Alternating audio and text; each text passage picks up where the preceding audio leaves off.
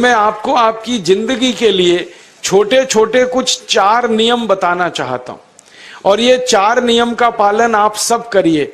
मैं आपको विनम्रतापूर्वक लेकिन विश्वास से कहता हूं कि ये 4 नियम का जो भी पालन करेगा, जिंदगी में बीमारी और रोग उसको कभी आएंगे नहीं।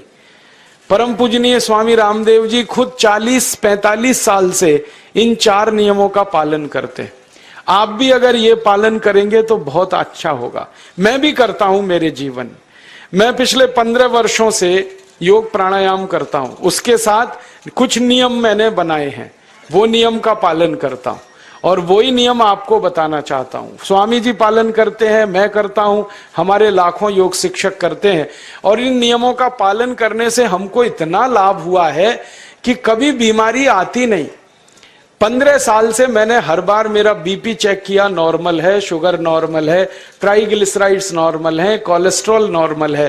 पिछले 15 साल में कभी सर्दी जुकाम भी नहीं हुआ, गला भी नहीं बैठा, कभी हॉस्पिटल नहीं देखा, कभी डॉक्टर के पास नहीं गए, क्योंकि जरूरत नहीं पड़ी। और वो जरूरत नहीं पड़ी क्योंकि हम निरोगी हैं, स्वस्थ हैं। ये निरोगी और स्वस्थ होने के लिए आयुर्वेद की एक छोटी सी जानकारी आपसे मैं शेयर करना चाहता हूं। आयुर्वेद में ये कहा गया है कि किसी भी व्यक्ति को निरोगी होना है, रोग मुक्त होना है, तो अपने जीवन में 3 बातों का ध्यान रखे।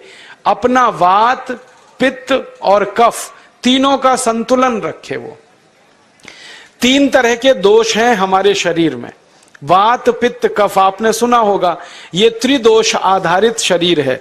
जब वात बहुत बिगड़ जाता है तो 80 से ज्यादा रोग आते हैं। जब पित्त बहुत बिगड़ जाता है तो लगभग 46 से 50 रोग आते हैं, और जब कफ बिगड़ जाता है तो 28 रोग आते हैं, और वात, पित्त, कफ तीनों बिगड़ जाएं तो 148 रोग आते हैं। सर्दी, खांसी, जुकाम से लेकर और कैंसर तक जो आखिरी रोग माना जाता है, ये सब वात, पित्त, कफ के बिगड़ने का खेल है। तो इस देश के आयुर्वेद चिकित्सा के सबसे महान लोगों में से कुछ नाम आप जानते हैं, जैसे चरक ऋषि, जैसे सुश्रुत ऋषि। ऐसे एक ऋषि हुए बाघभट्ट। बाघभट्ट ऋषि ने एक पुस्तक लिखी है, उसका नाम है अष्टांग हृदयम, और एक पुस्तक लिखी है, उसका नाम है अष्टांग संग्रहम। इन दोनों पुस्तकों में उन्होंने 7000 नियम बताए हैं। उनमें से 4 बताता हूं, अच्छे लगे तो आज से ही पालन करो और दूसरों को भी बताओ, ताकि कोई भी इन नियमों का पालन करे तो बीमार ही ना पड़े। ये चारों नियम हैं वात, पित्त और कफ को संतुलित रखने के लिए। अब वात, पित्त, कफ तीनों एक साथ आपके संतुलित रहें तो उसके लिए पहला नियम है खाना खाने के तुरंत बाद पानी नहीं पीना। ये पहला नियम है।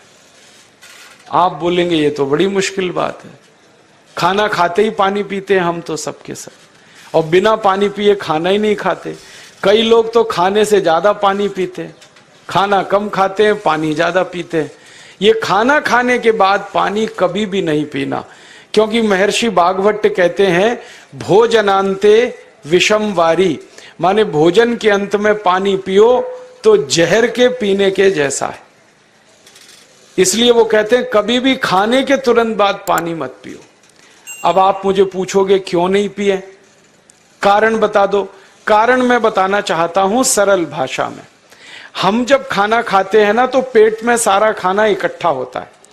पेट में एक स्थान होता है, उसको हम कहते हैं जठर। संस्कृत में, हिंदी में जठर कहते हैं, अंग्रेजी में उसको एपिगैस्ट्रियम कहते हैं, हिंदी में कुछ लोग उसको आमाशय भी कहते हैं। ये जठर छोटा सा स्थान है। आपके पेट में नाभि है ना, उसके लेफ्ट साइड में बाईं तरफ छोटा सा स्थान है। सारा खाना आपका इसी स्थान पर आता है। जो भी आप खाते हो, रोटी, चावल, दाल, सब्जी, दूध, दही, कुछ भी खाओ, सब कुछ जठर में आता है। अब जठर में जैसे ही खाना इकट्ठा होता है तो उसमें आग जलती है, और उस आग को कहते हैं जठर अग्नि। मिला के बोल देते हैं जठराग्नि। आप जैसे ही खाना खाते हो, पेट में, जठर में अग्नि जलती है। वो अग्नि खाने को पचाती है, और अग्नि खाने को ऐसे ही पचाती है जैसे रसोई घर की अग्नि खाने को पकाती है।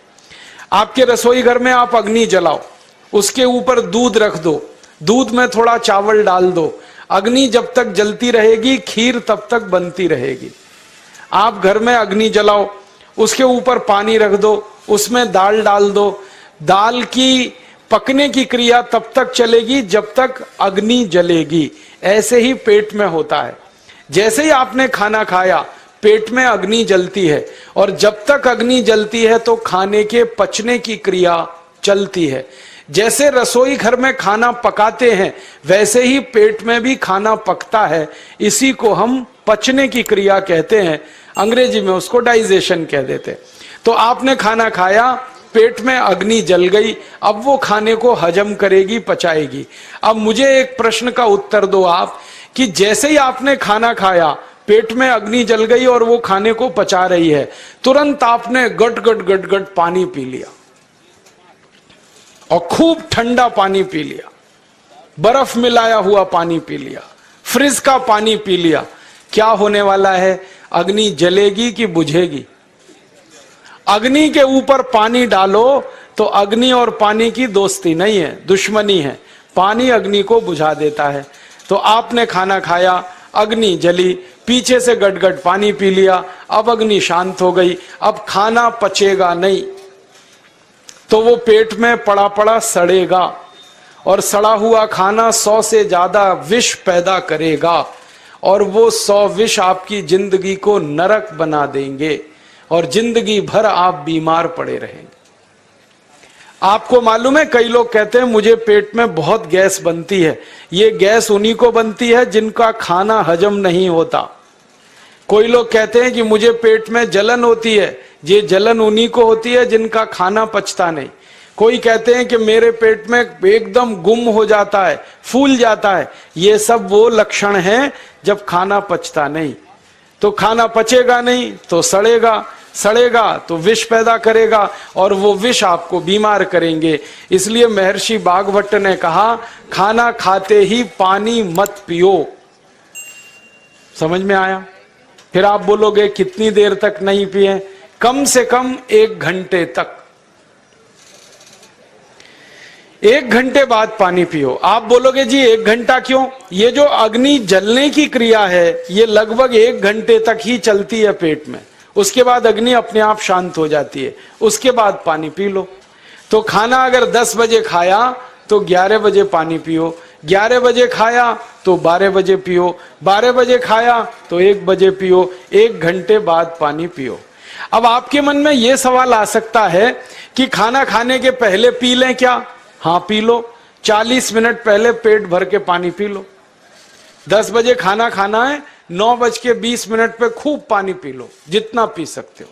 11 बजे खाना खाना है, 10:20 पे पी लो, खूब पानी पी लो, 40 मिनट पहले। आप और एक सवाल पूछ सकते हो कि अच्छा ठीक है, खाने के बाद पानी तो नहीं पिएंगे, कुछ और पी सकते हैं क्या पानी को छोड़कर?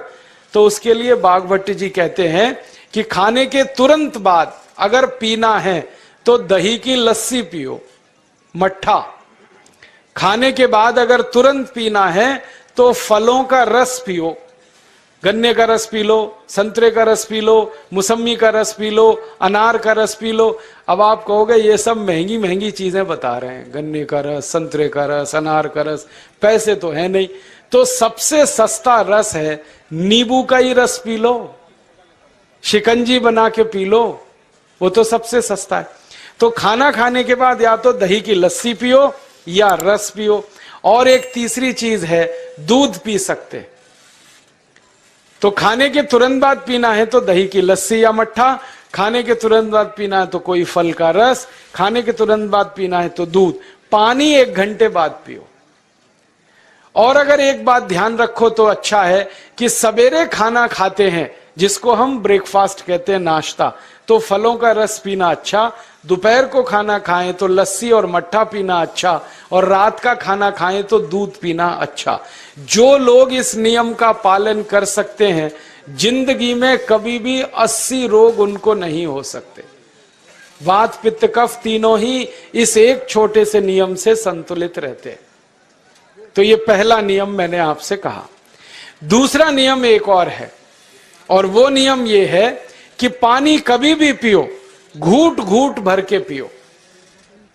जैसे गरम चाय पीते हैं, गरम कॉफी पीते हैं, गरम दूध पीते हैं, एक एक घूट भर के, एक एक सिप करके, ऐसे ही पानी पीने की आदत डालो।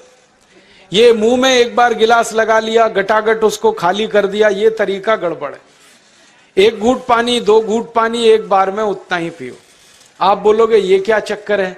बात ऐसी है कि एक एक घूट पानी जब हम पीते हैं तो मुंह की लार पानी के साथ मिलकर पेट में अंदर जाती है, और ये जो मुंह की लार होती है ये क्षारीय होती है और पेट में हमेशा अम्ल बनता रहता है। तो एक घूट पानी पिया, मुंह की लार इसके साथ अंदर गई, दो घूट पिया और ज्यादा गई, बार बार लार अंदर जाएगी तो क्षार पदार्थ पेट के अम्ल के साथ मिलेगा। पेट में अम्ल बनता है, मुंह में लार क्षारीय होती है। तो ये क्षार को अम्ल में मिला दिया जाए और ये अच्छे तरीके से मिलकर पेट में जाए तो कभी भी कोई व्यक्ति के पेट को अम्लता नहीं होती, एसिडिटी नहीं होती। और पेट में अम्लता नहीं होती तो रक्त में अम्लता नहीं होती, और जिनके रक्त में अम्लता नहीं होती उनकी जिंदगी में कभी भी वात पित्त कफ के असंतुलन की स्थिति पैदा नहीं होती। इसलिए पानी घूट घूट करके पीना। मैं आपको एक छोटा सा मेरा ऑब्जर्वेशन बताता हूं, परीक्षण। आप भारत देश में या दुनिया में कहीं भी जाओ, मनुष्य को छोड़कर पशु पक्षियों को देखना शुरू करो, वो पानी कैसे पीते। किसी चिड़िया को पानी पीते हुए देखो, किसी पक्षी को पानी पीते हुए देखो, वो चोंच के एक बूंद ही के बराबर ही पानी उठाता है। एक बार में एक बूंद पानी लेगा, फिर थोड़ी देर चोंच चलाएगा, फिर पिएगा, फिर दूसरी बूंद लेगा, फिर चोंच चलाएगा, फिर पिएगा, फिर तीसरी बूंद। एक एक बूंद पक्षी पानी पीता है। कुत्ते को पानी पीते हुए देखो, चाट चाट के पानी पीता है। शेर को पानी पीते हुए देखो, चाट चाट के पानी पीता है। जितने जानवर चाट कर पानी पीते हैं, जितने पक्षी एक एक घूंट पानी पीते हैं, किसी भी पक्षी और किसी भी जानवर को डायबिटीज नहीं है, किसी को अर्थराइटिस नहीं है, कोई पक्षी ओवरवेट नहीं है, कोई पशु ओवरवेट नहीं है। वो सब स्लिम और ट्रिम हैं, क्योंकि वो इतने होशियार हैं कि पानी चाट के पीते हैं या घूट घूट करके पीते। अब मुझे ये हैरानी होती है कि ये पशु पक्षियों को कौन सिखाता है? वो अपने जन्म से ये ज्ञान सीख के आते। उनका कोई गुरु नहीं है, उनका कोई विद्यालय नहीं है, उनके कोई प्रशिक्षण शिविर नहीं लगते, फिर भी उनको इतनी अकल है कि पानी घूट घूट पीना। और हम ये मनुष्य जिनके इतने गुरु, इतने विद्यालय, इतने कॉलेज, सीखने वाले, सिखाने वाले, और हम मूर्खों के मूर्ख गटागट गटागट पानी पीते रहते।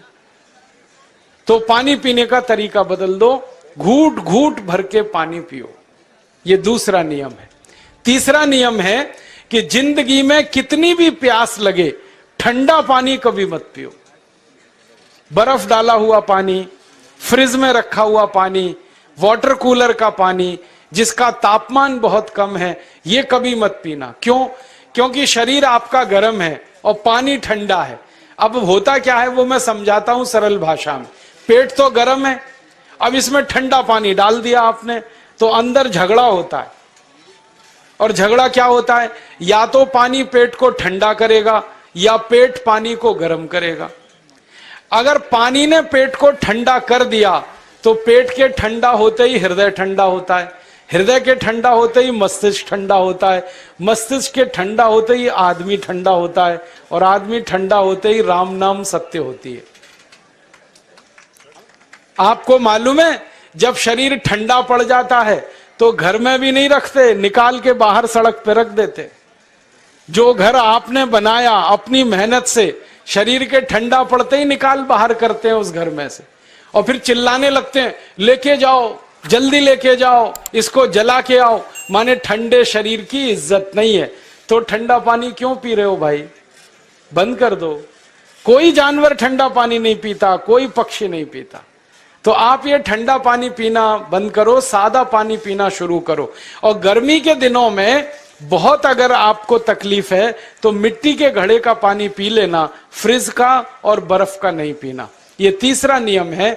और चौथा और आखिरी नियम है कि आप सवेरे ही सवेरे जब सोकर उठते हो तो सबसे पहले पानी पियो। जैसे ही आपकी आंख खुल गई तो पहले 2-3 गिलास पानी पी लो, उसके बाद आप टॉयलेट में जाओ। उठते ही पानी पियोगे तो 2 फायदे हैं।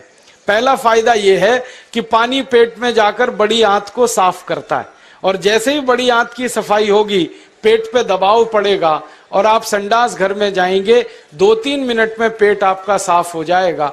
जिनका पेट सुबह एक बार में साफ हो जाता है उनकी जिंदगी में कभी रोग नहीं आता। इसलिए सुबह सुबह उठते ही पेट साफ होना जरूरी है। और उठते ही पानी पियोगे तो मुंह की जो लार है वो पानी के साथ मिलकर अंदर जाएगी। सुबह पेट में एसिड की मात्रा ज्यादा होती है, इसलिए लार का पेट में जाना बहुत जरूरी है। इसलिए सुबह उठते ही पानी पीना बहुत जरूरी है। ये 4 नियम हैं आयुर्वेद के। पहला नियम, खाना खाने के 1 घंटे बाद पानी पीना। दूसरा नियम, पानी को हमेशा घूट घूट भर के पीना। तीसरा नियम, कभी भी जिंदगी में ठंडा पानी नहीं पीना। और चौथा और आखिरी नियम, सवेरे उठते ही सबसे पहले पानी पीना। 4 नियमों का पालन जो भी अपने जीवन में कर सकता है वो वात पित्त कफ तीनों को संतुलित रख सकता है। और जिसका वात पित्त कफ संतुलित है उसके जीवन में बीमारी नहीं आती है। और जो बीमार नहीं पड़ते हैं वो स्वस्थ और तंदुरुस्त और सुखी रहते हैं। उनकी जिंदगी का खर्चा कम होता है और देश का भी बहुत सारा पैसा बचता है। आपको शायद मालूम है या नहीं, 1 साल में हम जब बीमार पड़ जाते हैं भारतवासी, तो साल का करीब 6 लाख करोड़ रुपया हमारा खर्च हो जाता है उन बीमारियों का इलाज करने में। इसलिए इतना पैसा फालतू में हम खर्च करें हर साल 6 लाख करोड़, ये बहुत बड़ी रकम है। इससे बेहतर यह है कि हम बीमार ही नहीं पड़ें और स्वस्थ रहें, सुखी रहें। और ये 6 लाख करोड़ का जो खर्चा हम करते हैं बीमार पड़ने पर, अक्सर ये एलोपैथी की दवाएं खाने में खर्च होता है। और जो एलोपैथी की दवाएं हम खा रहे हैं, जैसे paracetamol, Baralgan, Butazone, oxyphenbutazone, aspirin, Disprin, Novalgin, ये सब ऐसी खराब दवाएं हैं जो दुनिया के देशों में 20 साल पहले बंद हो चुकी हैं, भारत में धड़ल्ले से बिक रही हैं और हमको बीमारियों से ज्यादा गंभीर बीमारियों में फंसा रही। ज्यादातर दवाएं जो आप खाते हो वो किडनी खराब कर देती हैं, लीवर खराब कर देती हैं, आंतों में घाव कर देती हैं, विकलांगता आ जाती है, पैरालिसिस हो जाता है, ब्रेन हेमरेज हो जाता है, हार्ट अटैक आ जाता है। दुनिया में लगभग इस समय 84,000 दवाएं बिकती हैं। और आपको सुनकर हैरानी होगी, उनमें से मात्र 117 दवाएं हैं जो काम की हैं, बाकी सब बेकार की दवाएं हैं। उन बेकार की दवाओं को खाकर हम 6 लाख करोड़ खर्च करते हैं। ये बहुत दुख और अफसोस की बात है। और ये 6 लाख करोड़ का खर्चा समाज के वो लोग करते हैं जिनको जिंदगी में हर समय अपना आर्थिक स्थिति को देख के चलना पड़ता है, जिनकी आमदनी बहुत नहीं है, जिनके घर में आमदनी के बहुत ज्यादा साधन नहीं है, उनको ये पैसा खर्च करना पड़ता है। तो कई बार क्या होता है, किसी का घर बिक जाता है, किसी का खेत बिक जाता है, किसी के घर के गहने गिरवी रख जाते हैं, किसी को कर्ज लेना पड़ जाता है, किसी को कर्ज लेकर दोबारा कर्ज लेना पड़ जाता है। मैंने इस हिंदुस्तान में पिछले 15 साल के प्रवास में देखा कि गांव-गांव के गरीब किसान कर्ज ले लेकर ये महंगी दवाएं खाकर इलाज करते हैं, डॉक्टरों को पैसा देते हैं, दवा कंपनियों को देते हैं, और वो पैसा फिर इस देश में से दूसरे देश में चला जाता है, क्योंकि अक्सर ये दवाएं बनाने वाली कंपनियां विदेशी होती हैं। तो हम 6 लाख करोड़ खर्च करें अपने खून पसीने की कमाई का, उससे अच्छा ये है बीमार ही ना पड़े, दवा खाने की जरूरत ही ना पड़े, तो हम सुखी रहें, स्वस्थ रहें। तो योग प्राणायाम करें, 4 नियमों का जीवन में पालन करें, बहुत आसान है आपके लिए।